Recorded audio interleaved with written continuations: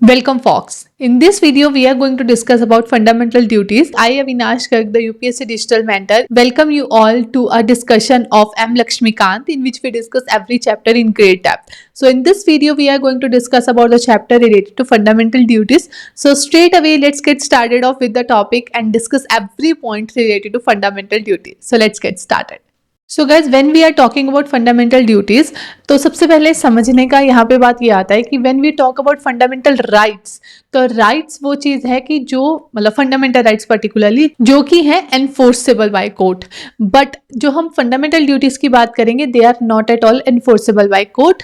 Means कि अगर suppose कोई अपनी फंडामेंटल ड्यूटीज़ नहीं ओबे कर रहा है तो डेफिनेटली वो उसको आप जाके कोर्ट में चैलेंज नहीं कर सकते, उसके ऊपर कोई एज सच पेनल्टी नहीं लग सकती है। So this is the basic difference between fundamental rights and fundamental duties that we should know, क्योंकि नाम तो दोनों का फंडामेंटल से स्टार्ट हुआ बट स्टिल फंडामेंटल राइट्स तो हमें इंश्योर्ड है कि हाँ वो जो कोर्ट है वो हमें प्रोटेक्ट करेगी कि वो हमारे फंडामेंटल जो राइट्स है वो कहीं भी वायलेट ना हो। बट जब फंडामेंटल ड्यूटीज की बात आती है तब कोई भी इस तरह की प्रोटेक्शन एग्जिस्ट नहीं करेगी। So let's get started off and I will also discuss with you कि क्या मतलब जैसे मैं बोल रही हूँ कि वो फंडामेंटल जो ड्यूटीज़ हैं वो इन्फोर्सेबल नहीं है बाय कोर्ट, तो इसका कितना इंपॉर्टेंस रहता है।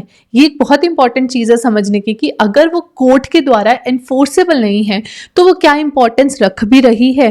क्योंकि अभी हमने पिछली वीडियो में भी डीपीएसपी के बारे में डिस्कस किया था, जहाँ पे हमने ये डिस्कस किया था कि ऑल्दो जो डीपीएसपी है वो इन्फोर्सेबल बाय कोर्ट नहीं है बट फिर भी उसकी बहुत इंपॉर्टेंस है। इंपॉर्टेंस क्यों है? क्योंकि एट द डे एंड अगर जो गवर्नमेंट है वो अपनी जो पॉलिसीज है वो जो उनको डायरेक्शंस दी गई हैं अंडर डीपीएसपी उसके अकॉर्डिंगली नहीं फॉर्म कर रही हैं, तो जब वो इलेक्शंस के लिए जाएंगे, जब वो वोट मांगने जाएंगे तब उन्हें वोट नहीं मिलेगा। तो दैट मीन्स ज़रूरी नहीं है जो एनफोर्सेबल बाय कोर्ट नहीं है उसका इंपॉर्टेंस ना हो, और भी बहुत सारी चीज़ें हैं जो सेकेंडरी वे में काम करती हैं। तो वही हम डिस्कस करेंगे फंडामेंटल ड्यूटीज़ के लिए भी, बट अभी चलते हैं through the PPT. So in 1976 fundamental duties of citizen were added because originally fundamental duties हमारे कॉन्स्टिट्यूशन में नहीं था। एमरजेंसी के दौरान ये फंडामेंटल ड्यूटीज इंट्रोड्यूस किया गया था। तो इन 2002 वन मोर ड्यूटी, मतलब पहले 10 था बट 2002 में एक और ड्यूटी इसमें इंट्रोड्यूस की गई। जब मैं डीपीएसपी पे आपसे डिस्कस कर रही थी मैंने आपको तब भी कहा था कि अगर रिसेंटली इस तरह से डेवलपमेंट्स हो रही हैं, अगर जो ऑलरेडी एनफोर्सेबल बाय कोर्ट नहीं है उसमें फिर भी कुछ ना कुछ ऐड हो रहा है, सो दैट शोज कि उसका कुछ तो इंपॉर्टेंस होता होगा, तभी तो जो लेजिस्लेटिव है वो उसमें अमेंडमेंट्स ला रहे हैं, उसमें और चीजें इंक्लूड कर रहे हैं। Then comes inspired from USSR constitution, क्योंकि जो यूएसएसआर कॉन्स्टिट्यूशन था उसमें ये आइडिया था, फंडामेंटल ड्यूटीज था, और वहां से हमने ये जो पर्टिकुलर फंडामेंटल ड्यूटीज का आइडिया है वहां से बोरो किया है। तो in 1976 Congress party set up Sardar Swaran Singh committee to make recommendations about fundamental duties, और उन्होंने अपनी रिकमेंडेशंस दी, बट उन्होंने जो रिकमेंडेशन दी थी वो डिफरेंट थी। उनका कहना ये था, मतलब बहुत सारी उनकी रिकमेंडेशंस थी जो नहीं मानी गई है, बट एनी हाउ जो उन्होंने रिकमेंड किया था वो ये किया था कि जो फंडामेंटल ड्यूटीज़ है इनका एक अलग से चैप्टर होना चाहिए।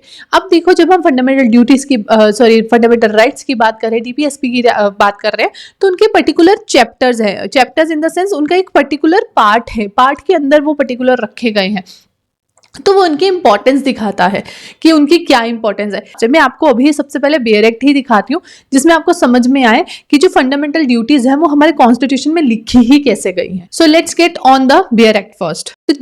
यहाँ पे आर्टिकल 51 तक हमने पहले देखा था डीपीएसपी आते हैं, राइट। तो आर्टिकल 51 के बाद एकदम से 51A से फंडामेंटल ड्यूटीज स्टार्ट हो जाती हैं, दैट बिकम्स पार्ट 4A। और फंडामेंटल राइट्स जो डीपीएसपी था, डीपीएसपी कौन सा था? पार्ट 4। तो ये पार्ट 4A इंट्रोड्यूस कर दिया गया एज अ फंडामेंटल ड्यूटीज। अब देखो आप बोल सकते हो इससे क्या फर्क पड़ता है। हम लोग जब हम लोग देखते हैं जो डेलीगेशंस मिलती हैं, कोई प्रेसिडेंट मिल रहे हैं, कोई पीएम मिल रहे हैं, तो उनकी बॉडी लैंग्वेज से वो किस तरह का जेस्चर दे रहे हैं उससे हम लोग बहुत सारी चीज़ें समझते हैं, बहुत सारी चीज़ें प्रिडिक्ट करते हैं। तो वैसे ही जिस तरह से हम अपने कॉन्स्टिट्यूशन में चीज़ों को रख रहे हैं, जैसे चैप्टर्स में इंक्लूड कर रहे हैं, तो वो ये दिखा रहा है कि उस चीज़ की इंपॉर्टेंस कैसी है। अब हमने जब सबसे पहले union and its territory discuss किया, उसके बाद हमने डिस्कस किया अबाउट सिटीजनशिप, और immediately we switch up on fundamental rights. मतलब हमारे कॉन्स्टिट्यूशन में, that shows the importance of fundamental rights. तो इन द सेम वे अगर हम फंडामेंटल ड्यूटीज को भी उतना इंपॉर्टेंस दे के रखते तो वो दिखाता कि हाँ ये कितना इंपॉर्टेंट चीज है, राइट। तो ये फंडामेंटल ड्यूटीज जो है वो इस तरीके से आर्टिकल 51A के अंदर आपको मिल जाएगी, जो अभी हम लोग डिस्कस करेंगे, पर let's get by the flow of mind map. Then by 42nd constitutional amendment act 1976 part 4A was added, जिसमें कि 10 ड्यूटीज थी, बट लेटर ऑन 2002 में उसमें एक और ड्यूटी इंक्लूड कर दी गई थी। सो जो कमिटी ने सजेस्ट किया था, स्वर्ण सिंह कमेटी ने, उसने बेसिकली 8 फंडामेंटल ड्यूटीज कही थी कि वो होनी चाहिए, और भी बहुत सारे रिकमेंडेशंस दी थी जो अभी हम देखेंगे जो एक्सेप्ट नहीं की गई और गवर्नमेंट ने अपने हिसाब से चीजें की हैं। Now comes recommendations that are not incorporated, जो अदर रिकमेंडेशन है स्वर्ण सिंह कमेटी की। तो सबसे पहले आता है पार्लियामेंट में provide imposition of penalty or punishment for non compliance. अगर फंडामेंटल ड्यूटीज ओबे कोई नहीं करेगा तो उस केस में उनके ऊपर कुछ ना कुछ पेनल्टीज या पनिशमेंट होनी चाहिए, ये उन्होंने रेकमेंड किया था स्वर्ण सिंह कमेटी ने, बट गवर्नमेंट ने इसे नहीं माना। और एक सजेशन, एक पॉइंट ऑफ व्यू से अगर हम देखें तो अगर ये सब चीजें मान ली जाती तो पहले ही हमारी जुडिशरी से कितने सारे केसेस ऑलरेडी नहीं संभल रहे, इतने सारे केसेस हैं, इतनी पेंडेंसी है केसेस की, तो और एक पेंडोरा ऑफ केसेस ओपन हो जाता जुडिशरी के लिए, क्योंकि वो उसमें फॉल्स केसेस भी हो सकते हैं, राइट केसेस भी हो सकते हैं। और ये जो अभी हम लोग लैंग्वेज देखेंगे जो फंडामेंटल ड्यूटीज की, इतनी वेग है कि कोई ना कोई नया केस हर टाइम किसी ना किसी पर्सन के ऊपर, सिटीजन के ऊपर चलता ही रहता।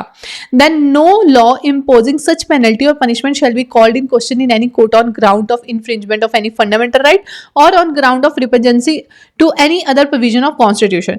कि जो पनिशमेंट इंक्लूड की जाएगी, जो भी पेनल्टी या पनिशमेंट दी जाएगी, वो किसी भी कोर्ट में कहीं भी क्वेश्चन ना हो कि ये फंडामेंटल राइट की इन्फ्रिंजमेंट है या कॉन्स्टिट्यूशन की किसी और, जो हमारा कॉन्स्टिट्यूशन में कोई और आर्टिकल लिखा है उसकी इन्फ्रिंजमेंट है, ऐसा ना हो। तो बेसिकली यहाँ पे जुडिशियल रिव्यू जो है जुडिशरी का, उसे कर्टेल करने की कोशिश की जा रही है। अगर ये मान भी लिया जाता तब भी इसे जो हमारा जुडिशरी था उसने इसे नल एंड वॉइड ही डिक्लेयर कर देना था, क्योंकि जुडिशियल रिव्यू की जो पावर है हमारी जुडिशरी के पास वो बेसिक स्ट्रक्चर ऑफ कॉन्स्टिट्यूशन के अंदर आती है। सो दैट मीन्स उसे कोई चैलेंज नहीं कर सकता और वो कभी भी चेंज नहीं हो सकती। देन ड्यूटी टू पे taxes should also be fundamental duty of citizen, कि जो टैक्स पे करना है वो भी फंडामेंटल ड्यूटी होनी चाहिए। अब आपको पता है, और जो हम इस बार का इकोनॉमिक सर्वे भी देखते हैं उसमें हम देखते हैं अजीब बात ये निकल के आती है कि जो कॉर्पोरेट टैक्स है उससे ज़्यादा जो इनकम टैक्स है उसकी कंट्रीब्यूशन है, जो हमारा बजट में भी और सर्वे में भी हमने देखा, जो कि बहुत एक अजीब चीज़ या एक बहुत डिफरेंट पैटर्न हमें दिखता है when we study about that. तो ये 3 रिकमेंडेशंस ऐसी हैं जो इनकॉर्पोरेट नहीं की गई थी एज अ फंडामेंटल ड्यूटीज जब स्वर्ण सिंह कमेटी ने रिकमेंडेशन दिया था। अब हम लोग देखते हैं, अभी तक तो हमने देखा कि हाँ क्या बैकग्राउंड था, कैसे सर्कमस्टांसेस में वो चीज़ें इंक्लूड की जा रही थी। अब देखो, सबसे पहले आपने ये सोचा कि फंडामेंटल ड्यूटीज़ की बात ही क्यों निकली, क्यों गवर्नमेंट ने जो फंडामेंटल ड्यूटीज़ है उसे इनकॉर्पोरेट करने के लिए सोचा ही, क्योंकि जब आप इमरजेंसी पढ़ते हो, जो कि आपने एनसीईआरटीज़ में ज़रूर पढ़ी होगी, 12th क्लास के एनसीईआरटी में बहुत अच्छे से ये चीज़ें समझाई गई हैं, तो वहाँ पे ज़रूर आपने देखा होगा कि किन सर्कमस्टांसेस में कौन से ग्राउंड्स के ऊपर जाके ये इमरजेंसी लगी थी। अगर आपने वो नहीं देखा है, अगर आपने वो नहीं चैप्टर पढ़ा है, तो it's highly recommended that you go and watch that chapter. So even though I like on your screen also the link will be displayed on i button, और डिस्क्रिप्शन में भी मैं उसका लिंक दे दूंगी। I had also made video on that particular subject, so you can just check it out. And क्योंकि it's important कि कौन से सर्कमस्टांसेस थे, किन सर्कमस्टांसेस में इमरजेंसी लगी थी, और क्योंकि ऐसे सर्कमस्टांसेस है इसलिए गवर्नमेंट ने सोचा कि फंडामेंटल ड्यूटीज जरूर होनी चाहिए सिटीजन्स की भी। अब बात आती है कि कौन सी फंडामेंटल ड्यूटीज हमारे कॉन्स्टिट्यूशन में एनश्राइंड है। तो अभी हमने बेयर एक्ट में देखा वो आर्टिकल 51A के अंडर है, और वो कौन सी है, let's discuss them one by one. So first comes to abide by constitution and respect its idol and institutions, national flag and national anthem, जो by default एक moral obligation भी बनता है। being a citizen आपको इतना तो at least होना चाहिए कि आप जिस कंट्री के सिटीजन हैं, आप उनके जो आइडल्स हैं, जो हमारे नेशनल हीरोज हैं, जो हमारे नेशनल फ्लैग है, एंथम है, उनकी रिस्पेक्ट करो। ये एक बहुत ज़रूरी चीज़ है, और दिस इज समथिंग इवन जो कि फ्रॉम विद इन आनी चाहिए instead of imposing by the government. Then cherish and follow noble idols that inspired national struggle for freedom। अब देखो, ये बहुत अच्छी चीज़ें हैं, बट आप और मैं क्या इस चीज़ को डिफाइन कर सकते हैं कि यहाँ पे cherish and follow noble ideals कौन से होंगे? तो बहुत वेग टर्म्स हैं। अब नोबल आइडल्स हो सकता है आपके लिए कुछ और हो, मेरे लिए कुछ और हो, तो ये बहुत वेग टर्म्स है। तो बेसिकली ये वेगनेस इसलिए भी होती है, जैसे हम लोग फंडामेंटल राइट्स में भी डिस्कस कर रहे थे कि वेगनेस कहीं ना कहीं इसलिए भी इंश्योर की जाती है ताकि अगर फ्यूचर में उसका जो डेप्थ है उसे बढ़ाना हो, कभी उसे एक्सपैंड करना हो। जैसे हम लोग देखते हैं आर्टिकल 21 जो है हमारे कॉन्स्टिट्यूशन में, जो फंडामेंटल राइट है हमारा, वो मोस्ट एक्सपेंडेबल आर्टिकल है। क्यों? क्योंकि उसकी लैंग्वेज ऐसी है कि उसमें बहुत सारे डिफरेंट डिफरेंट डायमेंशंस हमेशा ओपन होती रहती है। तो वही चीज़ यहाँ पे भी है कि जो हमारी फंडामेंटल ड्यूटीज़ है उनका जो हॉरिजन है उसे डिफाइन नहीं किया गया है, उसे बहुत वेग रखा गया ताकि वो एक्सपेंडेबल फॉर्म में हमेशा रहे। Then uphold and protect sovereignty, unity and integrity of India, which is for sure required, and then defend country and render national service when called upon to do it, जो कि होना भी चाहिए। क्योंकि अगर आपके अंदर नेशनैलिटी है, अगर आपके अंदर नेशनलिज्म है, तो पेट्रोनिज्म भी होना चाहिए। You all must be knowing कि there is difference between nationalism and patriotism. अगर आपको नहीं पता है then just go back and watch the class 11 political theory का जो वीडियो है, उसमें I had explained all those things like nationalism and patriotism. तो वो चीज़ें आपको ज़रूर याद रखनी चाहिए। Then promote harmony and spirit of common brotherhood amongst all people of India, which is very much required. क्योंकि आपको पता है ब्रदरहुड की जो इंपॉर्टेंस है वो बहुत ज़्यादा है, खासकर हमारी जैसी कंट्री में जहाँ पे इतनी डाइवर्सिटी है। तो इसीलिए हम देखते हैं प्रेम्बल में भी, हमने जब प्रियम्बल डिस्कस किया था तब भी हमने देखा था फ्रेटर्निटी वाला वर्ड, राइट। प्रियम्बल में भी स्पेसिफिकली फ्रेटर्निटी लिखा हुआ था, और इंडियन कॉन्स्टिट्यूशन में भी सिंगल सिटीजनशिप का प्रोविजन है, सो दैट की जो फ्रेटर्निटी है उसे इंश्योर करके रखा जा सके। So value and preserve the rich heritage of countries composite culture, की जो हमारा कल्चर है उसे कहीं ना कहीं प्रिजर्व करके रखा जा सके, और उसकी जो डिफरेंट हमारे कल्चर्स हैं उनको वैल्यू किया जा सके। Protect and improve natural environment, जो हमारा नेचुरल इन्वायरमेंट उसे प्रोटेक्ट करना, उसे इम्प्रूव करना। अब देखो यहाँ पे नेचुरल इन्वायरमेंट हम लोग बोल रहे हैं फंडामेंटल ड्यूटी है, बट अगर ये सच्ची में इन्फोर्सेबल होता तो आपको नहीं लगता कि कहीं ना कहीं गवर्नमेंट भी इस अटेम्प्ट में पीछे रह पा रही है, कि वो भी इतनी इफेक्टिवली इस चीज़ के ऊपर काम नहीं कर पा रही है। Develop scientific temper, humanism and spirit of inquiry reform which is required। अब देखो ये फंडामेंटल ड्यूटीज में भी है, और जब हमने डीपीएसपी डिस्कस किया था तो तब भी जो गवर्नमेंट है उसका भी कहीं ना कहीं डायरेक्शंस यही है, उसको ये डायरेक्शंस दी जाती है कि उसे भी साइंटिफिक टेम्पर को डिवेल्प करना है। तो यही चीज़ें हम देखेंगे कि कहीं ना कहीं रिलेशन इस्टेब्लिश हो रहा है। क्यों इस्टेब्लिश हो रहा है? क्योंकि हमारा जो कॉन्स्टिट्यूशन है वो बेसिकली एस्पिरेशंस दिखाता है जो सिटीजन्स हैं उन सब की, और इसीलिए ये सारी की सारी हमें जो डॉट्स है वो कनेक्ट होते दिखते हैं जब हम फंडामेंटल राइट्स, डीपीएसपी और फंडामेंटल ड्यूटीज पढ़ रहे हैं। तो safeguard public property and एब्जर्व violence which is required, जो कि हम देखते भी हैं। अब आपने बहुत बार देखा होगा, जो पीछे काफ़ी न्यूज़ भी चली थी, कि जो गवर्नमेंट्स थी उन्होंने क्या करा था कि अगर कोई कहीं भी वायलेंस इरप्ट हो रहा था, कोई भी धरना प्रदर्शन हो रहा है और उसमें कोई वायलेंस हो गया, तो उन्होंने पर्टिकुलरली सीसीटीवी से जो उनके पास प्रूफ आ रहे थे उन सब के थ्रू उन्होंने श्योर किया था कि जिन्होंने वो तोड़फोड़ की है वही उस चीज़ का हर्जाना भरे। तो वो कैसे हो रहा था? क्योंकि वो फंडामेंटल ड्यूटीज के अंदर भी इंशार्ड है कि आपको जो भी करना है करो, पर जो पब्लिक प्रॉपर्टी है उसे आपको सेफगार्ड करके रखना पड़ेगा। अब देखो, जो भी हमारे कॉन्स्टिट्यूशन में लिखा है, आप बोल सकते हो कि वो जाके हम कोर्ट में अगर एक तरह से एनफोर्स करवाने के लिए नहीं जा सकते हैं, बट फिर भी आप एक चीज़ हमेशा याद रखिएगा, जब सपोज गवर्नमेंट कोई भी लॉ लेके आ रही है, कुछ भी ला रही है, तो उसका रेफरेंस जरूर दे सकती है। जैसे गवर्नमेंट ये जरूर बोल सकती है कि आपकी फंडामेंटल ड्यूटी थी कि आपको वो सेफगार्ड करके रखनी थी पब्लिक प्रॉपर्टी, जो कि आपने खराब की है, इसलिए आपके साथ ये हो रहा है। तो कहीं ना कहीं वो एक उनको लीगैलिटी जरूर मिल रही है, इसीलिए फंडामेंटल राइट्स, फंडामेंटल ड्यूटीज, ये डीपीएसपी, ऑल्दो इनमें से डीपीएसपी और fundamental duties enforceable in court नहीं भी होके उनके पास बहुत पावर है, जिसके बेसिस पे जो गवर्नमेंट है वो डिफरेंट पॉलिसीज फ्रेम कर सकते हैं, डिफरेंट लॉज मेकअप कर सकती है। Strive toward excellence in all spheres of individual and collective activity. अब ये एक्सट्रीम वेग फॉर्म में लिखा हुआ है, जिसे कि आप किसी भी फॉर्म में एक्सपैंड कर सकते हो। Provide opportunities for education to her child or ward between age of 6, it's not sick, it's 6, let me write it down here, it's 6 and 14 years added by 86 Constitutional Amendment Act 2002, which is also a fundamental right, right?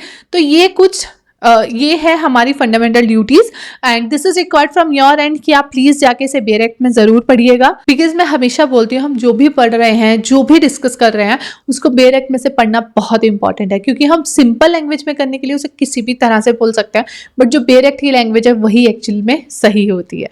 So these are the list of fundamental rights. तो अब अभी तक हमने क्या देख लिया है, अगर हम देखेंगे कि सबसे पहले मैंने आपको बोला है कि आप प्लीज देखिएगा कि कौन से हालात में इमरजेंसी इम्पोज हुई थी, ताकि आपको पता चल सके कि जो गवर्नमेंट के अंदर ये आइडिया ही आया फंडामेंटल ड्यूटीज का, वो क्यों आया। और फिर हमने देखा ये जो फंडामेंटल ड्यूटीज इंक्लूड की गई हैं, वो उसका जो हमने एक तरह से जो आइडिया है वो बोरो किया है from USSR constitution. And then we understood कि जो सरदार स्वरण सिंह कमेटी बिठाई थी, उनकी जो रिकमेंडेशंस थी उनमें से कौन सी नहीं मानी थी। और फिर जो हमने देखा कि 42nd कॉन्स्टिट्यूशन अमेंडमेंट एक्ट के द्वारा जो पार्ट 4A बना, एंड उसमें ये आर्टिकल बेसिकली 10 पहले फंडामेंटल ड्यूटीज थी, पर लेटर ऑन 1 और ऐड की गई थी, और वो कौन सी थी वो हमने देख ली। अब आते हैं फीचर्स ऑफ फंडामेंटल ड्यूटीज कि इसके क्या क्या फीचर्स है। Some of them are moral duties while others are civic duties। जैसे हमने देखा ना वो safeguard of property and all, तो वो सिविक ड्यूटीज है। बहुत सारी मॉरल ड्यूटीज है, जैसे अपने वार्ड्स को एजुकेशन प्रोवाइड करना between the age of 6 to 14, ये वो, तो ये सारी चीजें मॉरल ड्यूटीज में भी आ जाता है। तो इस तरह से बोला जा रहा है कि कुछ जो हमारे पास फंडामेंटल ड्यूटीज है वो मॉरल है, कुछ वो सिविक है। They refer to such value which have been part of Indian traditions, unlike fundamental rights which extend to citizens and foreigners। जो fundamental duties है वो सिर्फ और सिर्फ citizens के लिए है, and definitely they are not justifiable, right? So these are the features of fundamental duties, and guys always remember, आप इतनी मेहनत हर चीज पे कर रहे हो तो फंडामेंटल ड्यूटीज या कोई भी फॉर दैट से कोई भी ऐसा चैप्टर नहीं होना चाहिए जो आप नहीं देखो।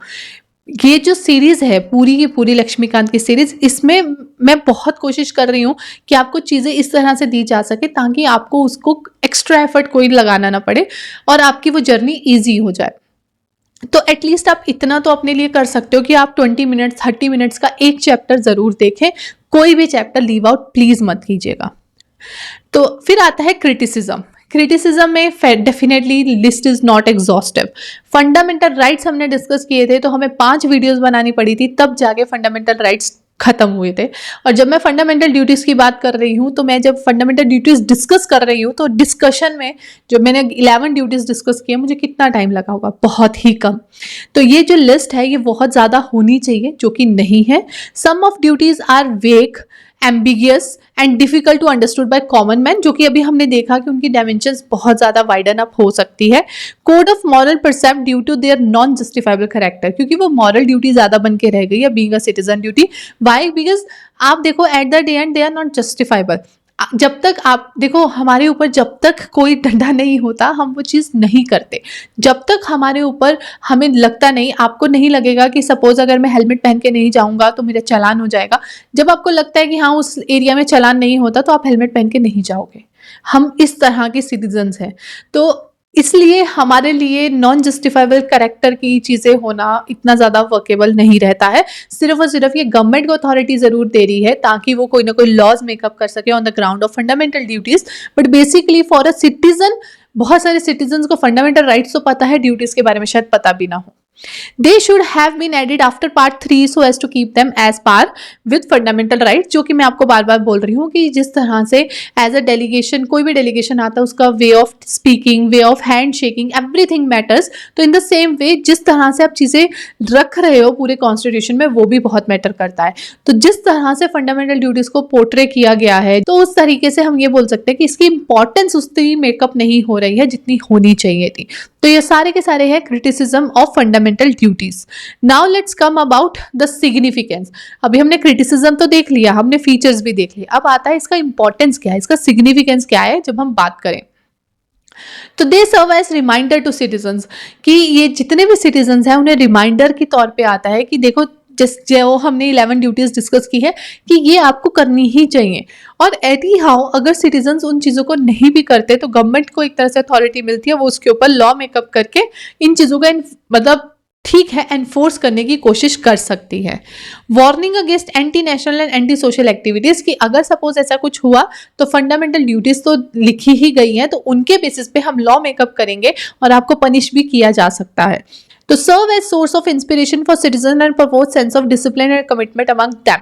एक कि जो भी सिटीजन्स हैं उनके अंदर एक सेंस ऑफ कमिटमेंट जरूर आती है when they get to know about fundamental duties, help court in examining and determining constitutional validity of law, जो कि मैं आपको बार बार बोल रही हूँ कि although it may seems to you कि जब इसको हम नॉन जस्टिफाइबल है, हम कोर्ट में नहीं जा सकते, तो इसका फायदा ही क्या है। बट सबसे पहली बात, अगर फायदा नहीं होता तो 2002 में एक नई ड्यूटी ऐड नहीं होती। और दूसरी इंपॉर्टेंट बात यह है कि आप जरूर कोर्ट में नहीं जा सकते, बट कोर्ट अगर किसी भी लॉ के बारे में डिस्कशन कर रहा है या उसके सामने कोई केस आ रहा है तो उस केस में वो जरूर रेफरेंस ले सकता है फंडामेंटल ड्यूटीज का, राइट। तो ये है सिग्निफिकेंस ऑफ फंडामेंटल ड्यूटीज। हमेशा याद रखना, अगर कोई चीज नॉन जस्टिफाइबल हो रही है इसका मतलब ये नहीं है कि उसकी इंपॉर्टेंस खत्म हो गई। इसका मतलब सिर्फ ये है कि उसकी जो इंपॉर्टेंस है वो किसी और सेंस में जरूर एग्जिस्ट करती है, क्योंकि वो एट द एंड हमारे कॉन्स्टिट्यूशन में है। और कॉन्स्टिट्यूशन को इंटरप्रिटेट करना और कॉन्स्टिट्यूशन को हमेशा एनफोर्सेबल रखना, उसकी जो ईथोस है वो कहीं भी खराब ना हो या ईथोस कहीं भी वॉयलेट ना हो, उस चीज का ध्यान रखना हमारे सुप्रीम कोर्ट का काम है, जो कि वो बहुत बखूबी करता है। तो इसलिए जो भी हमारे कॉन्स्टिट्यूशन में है उसकी जरूर इंपॉर्टेंस बनती है, राइट। तो ये था सब about fundamental duties. Eight the and let's discuss them very fast and revise them for sure. तो इन 1976 फंडामेंटल ड्यूटीज इंक्लूड किया गया था, ओरिजिनली नहीं था। 2002 में एक नया फंडामेंटल ड्यूटी इंट्रोड्यूस किया, ओरिजिनली 10 थे, फिर ये 11 हो गए। और we had borrowed that idea from USSR constitution and then we understood कि सरदार स्वरण सिंह कमेटी बैठी थी जिन्होंने इनके बारे में रिकमेंडेशन दी थी। उनकी काफ़ी रिकमेंडेशन नहीं मानी गई थी। उन्होंने 8 फंडामेंटल ड्यूटीज बोला था, but we have 11 now. And then we understood about list of fundamental duties, कौन सी हैं, उसके क्या फीचर्स हैं। फिर हमने उसकी क्रिटिसिज्म की बात की और at the end we discussed about the significance of fundamental duties. So that was it for this particular chapter guys. I hope you get lot of value out of it, and if you do then hit the like button, and also if you had not subscribed to my channel yet then please do that right now, and also hit the bell icon so that you get all notification of new videos. And along with that guys, I do conduct a free master class in which I let you know how to easify your UPSC journey, so don't miss out chance on it, and just click on it, the link given in description below to register for the free master class right now. And that was it for this particular video. I will see you all in the next video with the next chapter. Till then, bye bye guys.